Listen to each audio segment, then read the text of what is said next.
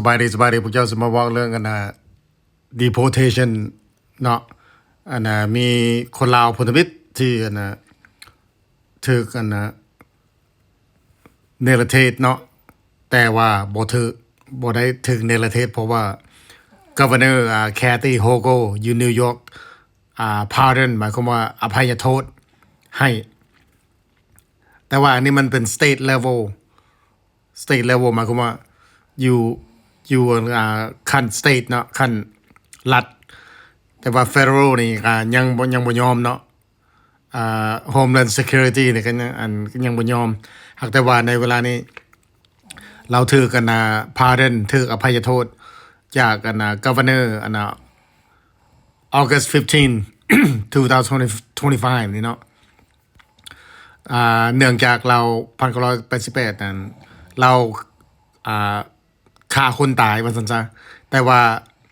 เราป้องกันตัวว่าซั่นซะเนาะแล้วก็ในเวลานั้นเรากับมี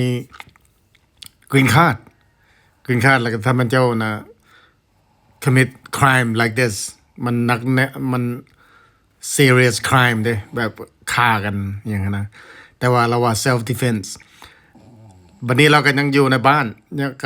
เราก็ยังอยู่ในรัฐเราคือเก่าหั่นแหละเพราะว่าถ้าว่าเรื่องUSCIS นี่ยังบ่ยอมการแปลว่า Federal นี่บ่ยอมถึงว่า you state สิอภัยโทษเราก็ตามเบิ่งรายละเอียดอยู่ทั้งเทิงนี่โอเค so เฮาย่านบางคนก็ยังมี hope เนาะบ่แม่นว่าถึกในประเทศ final removal order ถ้าแม่นถึกอภัยโทษจาก governor ก็หมายความว่าต้องได้อยู่